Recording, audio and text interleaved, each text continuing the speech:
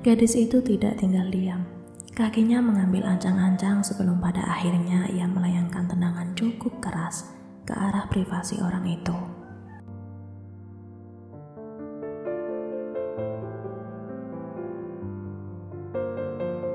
Yang ditendang langsung tergeletak ke lantai.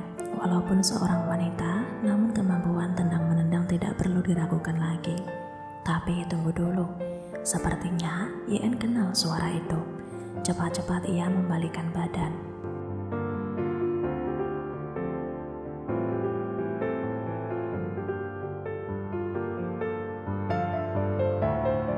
Sedangkan Jongkook masih kesakitan bukan main. YN tidak punya perasaan sekali menendang masa depannya.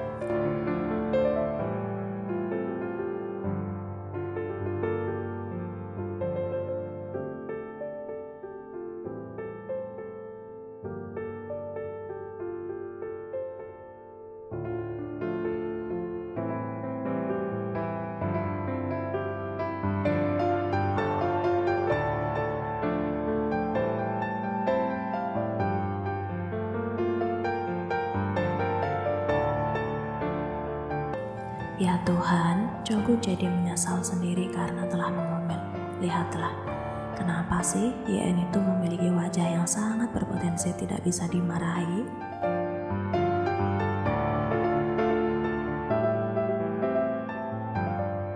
Dengan cepat, YN berjalan mendekat lalu membantu Jongkook untuk bangkit. Kemudian, YN membawa tubuh besar kekasihnya itu untuk mencari tempat duduk. Jongkook menginstruksikan gadisnya untuk membawanya ke ruangan khusus.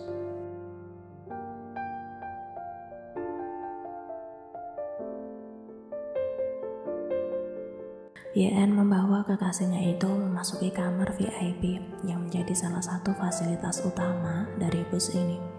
Setelah beres mendudukan Jongkook, gadis itu hendak berlalu dengan tergesa-gesa. Namun dengan cepat pula, Jongkook meraih tangannya.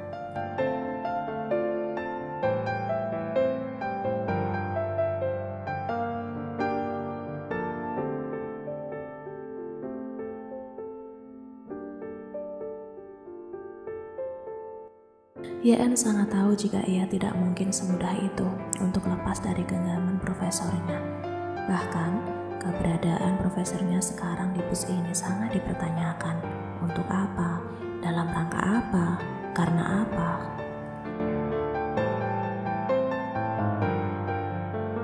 Pada akhirnya ia hanya bisa berdiri seraya menunduk, mengamati lantai bus, tak berniat sedikit pun untuk menatap Jongkook.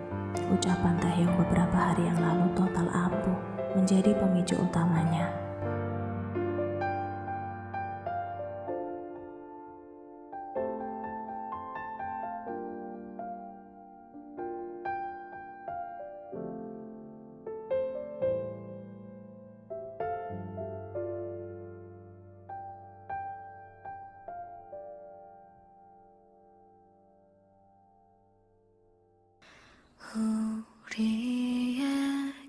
YN semakin kesal. Ia tahu sih bahwa hubungan yang baik didasari dengan komunikasi yang baik.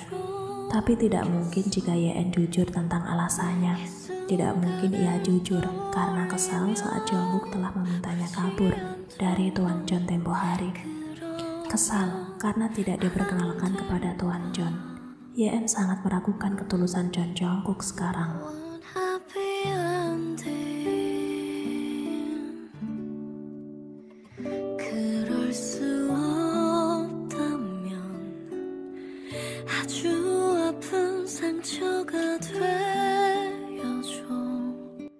Dari arah kanan tiba-tiba datang seseorang dan dengan lancang menjegal genggaman tangan Jongkook dari tangan YN.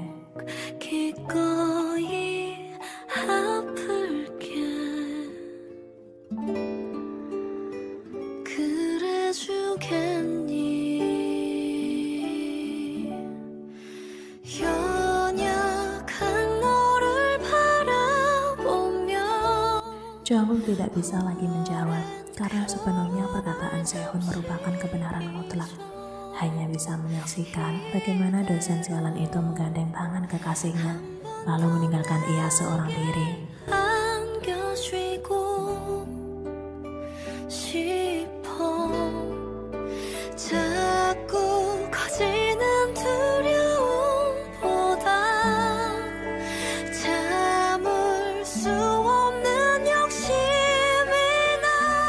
Yeon diam dan menunduk, bingung mau menjawab bagaimana. Sehun mengerti arti diam mahasiswanya itu.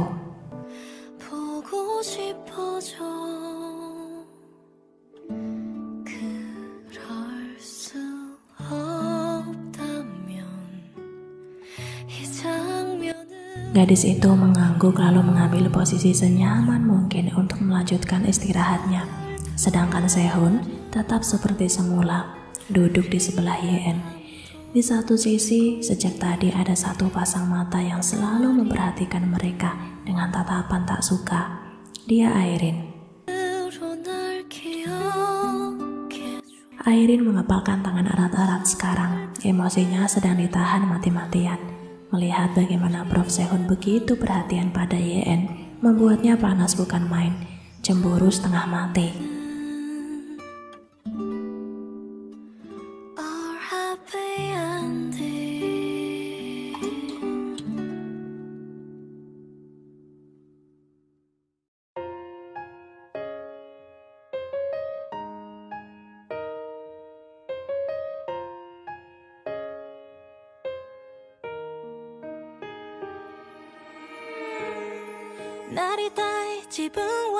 Pada pukul 11, acara paling bergengsi akan dimulai, pameran seni internasional. Yeon mengambil tempat duduk bersama dengan teman satu universitasnya di bagian utara. Tentu dengan Prof. Sehun yang turut serta mendampingi mereka. Tak berselang lama, lagi-lagi ponselnya berbunyi. Itu Jungkook.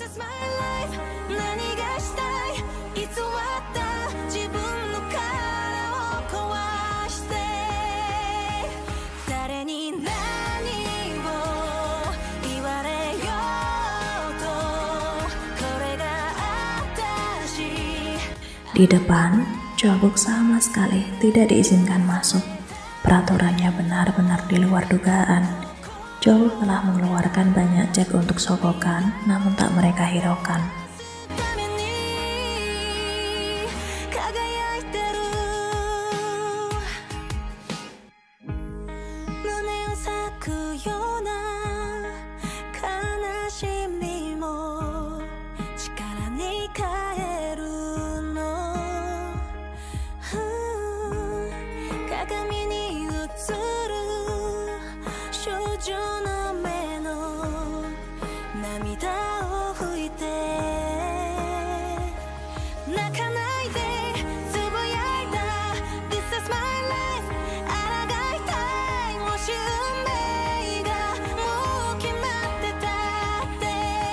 Pada akhirnya, Jungkook kalah. Pria itu kini duduk di tepian tangga bagian luar gedung, masih setia menunggu balasan dari sang kekasih. Kali saja ada keajaiban.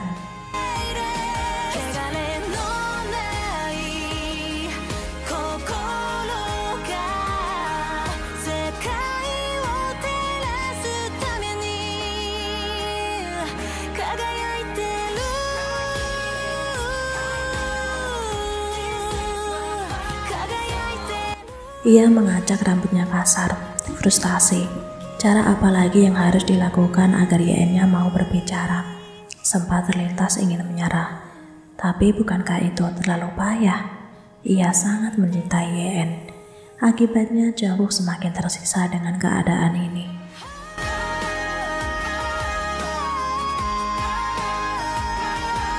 Oke, Jungkook sadar di sini Yeon berumur jauh di bawahnya. Harusnya ia bisa lebih dewasa dan bersabar sedikit lagi untuk menghadapi gadisnya yang masih labil itu. Tapi lama-lama Jungkook merasa lelah, sangat lelah. Kesabaran ada batasnya, dan saat ini ia telah mencapai batas tersebut.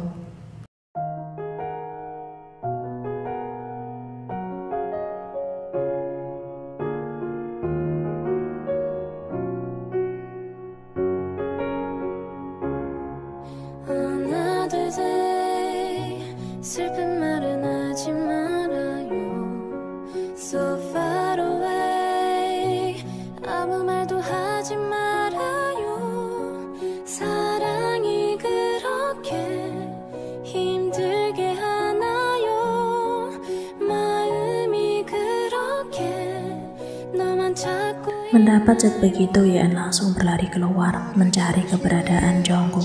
Nihil, pria itu sudah tidak di sana. Tangannya gemetar hebat sekarang.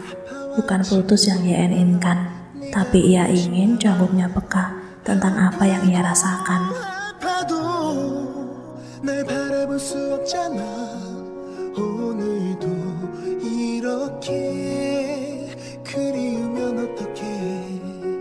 Mohon maaf, nomor yang ada 7 tidak dapat dihubungi.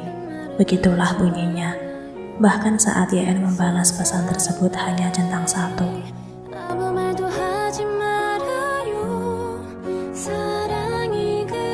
Dan benar, WhatsApp, Instagram, nomor ponsel, bahkan Telegram semua telah diblokir oleh Jungkook.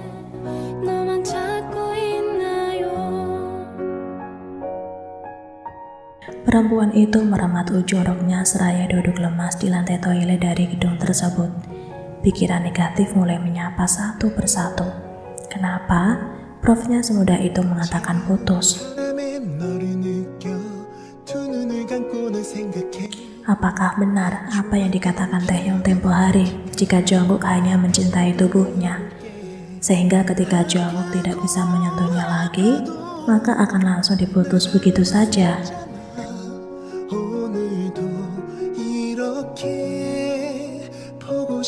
Susah payah Yeon menata wajahnya agar tidak berantakan karena air mata. Ini menjengkelkan karena pada kenyataannya Yeon tetap menangis.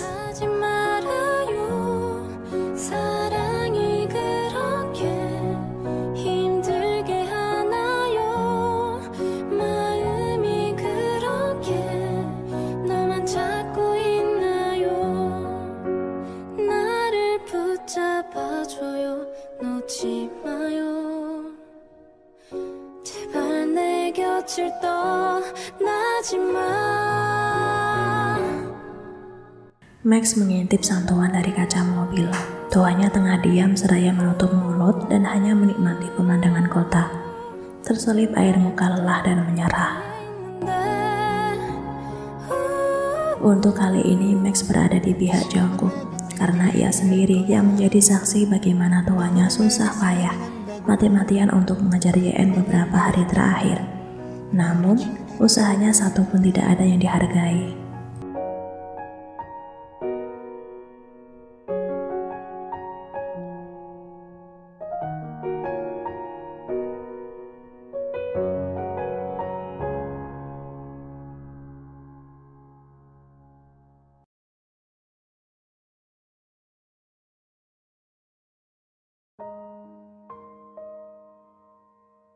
Terhitung seminggu Yeon menjalani hari tanpa kabar dari Jungkook.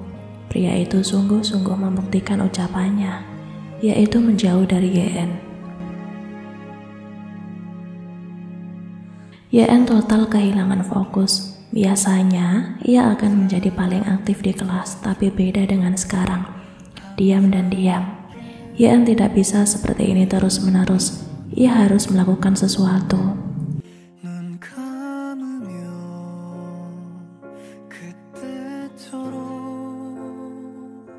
Usai kelas, gadis itu menyelinap masuk ke ruang kantor Jungkook di Fakultas Ekonomi. Tujuannya untuk meletakkan sebuah surat.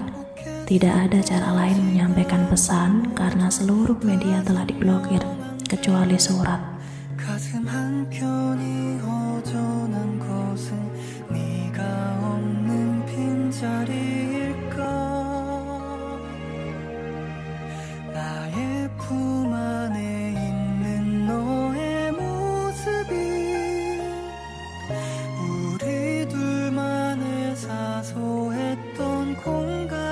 Berhasil menyelinapkan surat, gadis itu buru-buru keluar dari ruangan tersebut.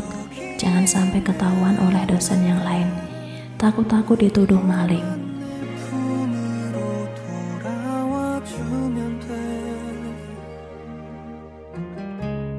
Gadis itu menunggu di gazebo kampus dekat parkiran dengan penuh antusias.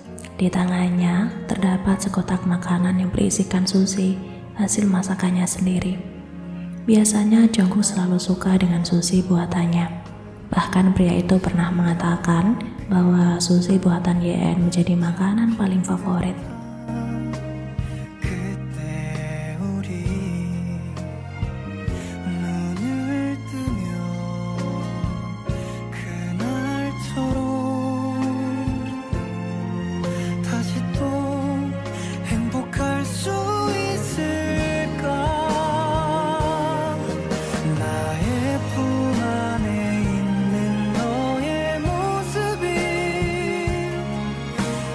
Terhitung 1 jam lamanya, YN menunggu dan pada akhirnya yang ditunggu mulai menampakkan wujud. Jungkook muncul dari arah ruang kerjanya. YN sangat senang. Itu artinya Jungkook telah membaca surat yang ia selundupkan.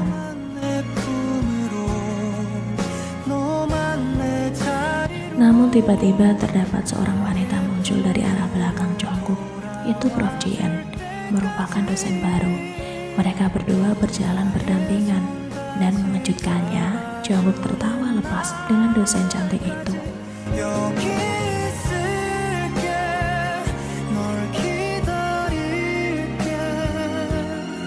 Saat Jungkook serta dosen cantik itu akan mendekat, YN buru-buru bersembunyi di balik tiang gazebo.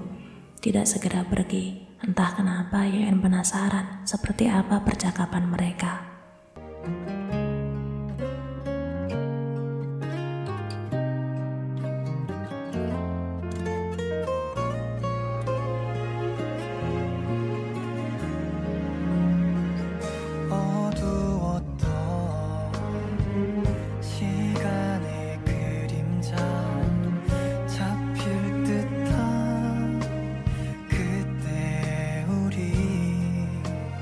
Jungkook tersenyum sopan sebelum mengucapkan sebuah kalimat.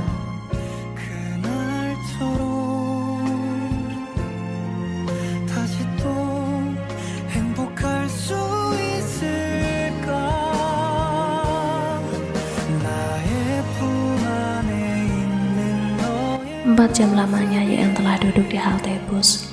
Dari yang awalnya hujan turun deras, hingga tanah menjadi kering lagi. Ia duduk seraya memeluk erat-erat kotak susinya.